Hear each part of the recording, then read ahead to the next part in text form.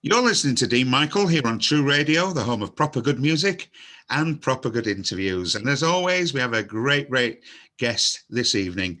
He's a musician for many, many years, since the age of 15. He's been 40 years in retailing, book selling, worldwide marketing, and organising a huge amount of celeb interviews in bookstore events around the country with such people as Sophia Loren, Bill Wyman, Anton Deck, Gaza, Katie Price, and he's not only owned a hat worn by Jimi Hendrix, he knows the real reason Bill Wyman left the Rolling Stones. He's now semi-retired and works as a literary agent. And let's welcome David Shapiro. Hi, David. Hi, Dean. How are you doing? I'm very well. How are you? Yeah, I'm good. You're good. That's fantastic. Well, it's lovely to have you on the programme this evening, this Sunday night. And we hope you're going to enjoy being with us and enjoy the music, because we're known for proper good music, you know. And you are a musician. I know that, yeah. And you've been a musician for many. What do you play, David? I play guitar. I play the electric guitar. Yeah, and acoustic actually. But a friend of mine, local Leeds lad, very good friend, taught me how to play when I was 15. He actually showed me about 6 chords, and then we sort of went on the road then. I've played in all sorts of. We did it for fun to start off with. Then we did a bit of working men's clubs and earned a bit of good money there. Played a bit with your friend Lawrence as well. He's playing bass for us.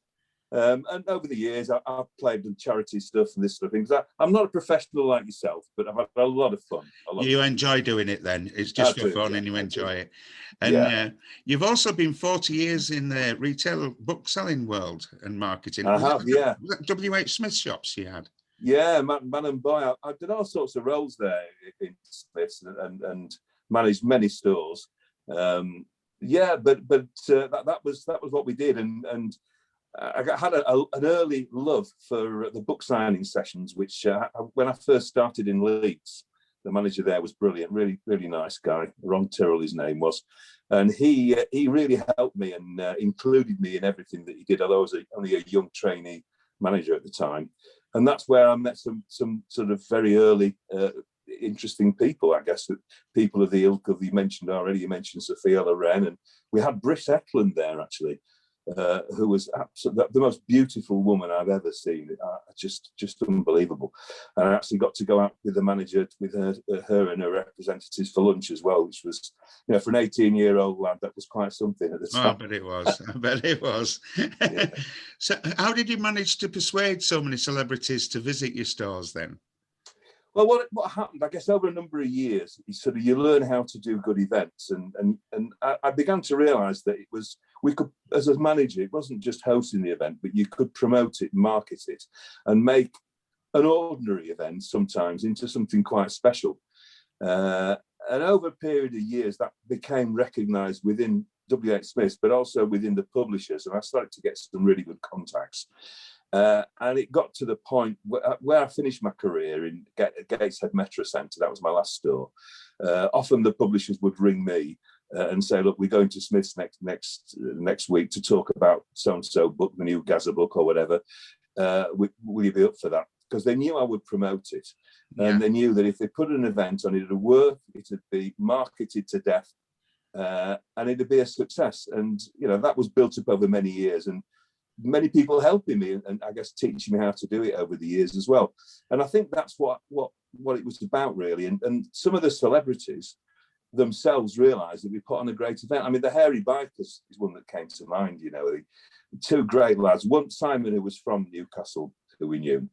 And we started this, they did the first book signing with me at the Metro Centre. And they came back every year. And they knew that we just put on a great show for them.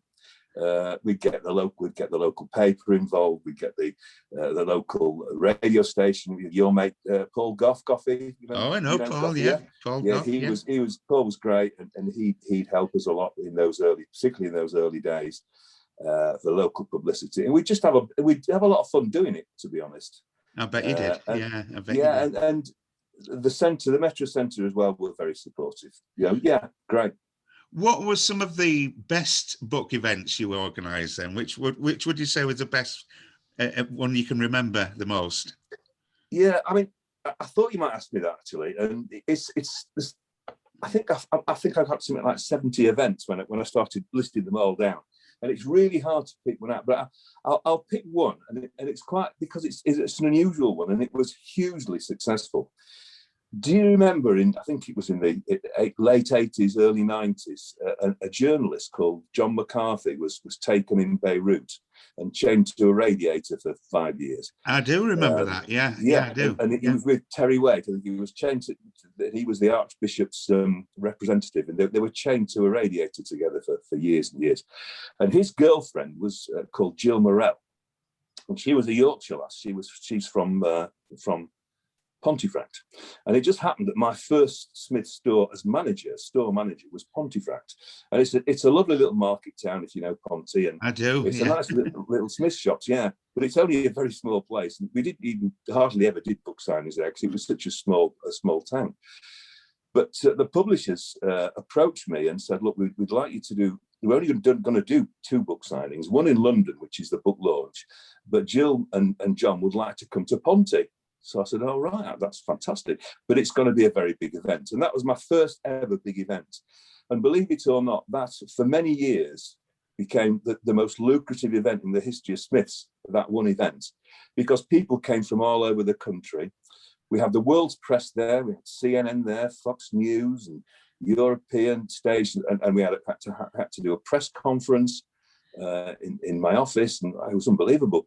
And the book was a hardback. I remember it was $14.99, which is a lot of money in it was in them days, yeah. And we sold about 1,300 copies of the book, which that was unbelievable.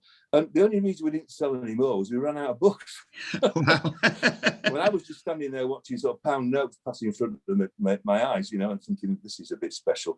But it was great. I mean, it was an unbelievable day, and it was a full day. I mean, we started at 8 o'clock in the morning. Doing the preparation, and we were still clearing things up at 9 o'clock at night. Wow. It was unbelievable. So that was the probably the best one, and quite an unusual one to do. I mean, we had other really big ones. We had Gordon Ramsay. He was quite something, actually. I bet he was. Have you met him? I have met him once. Yeah, I have. Yeah. So what we're going to do, David? Guy.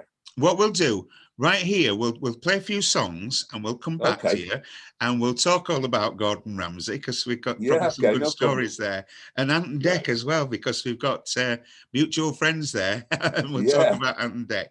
So, David Shapiro, thanks for being with us this evening on True Radio, the home of proper good music.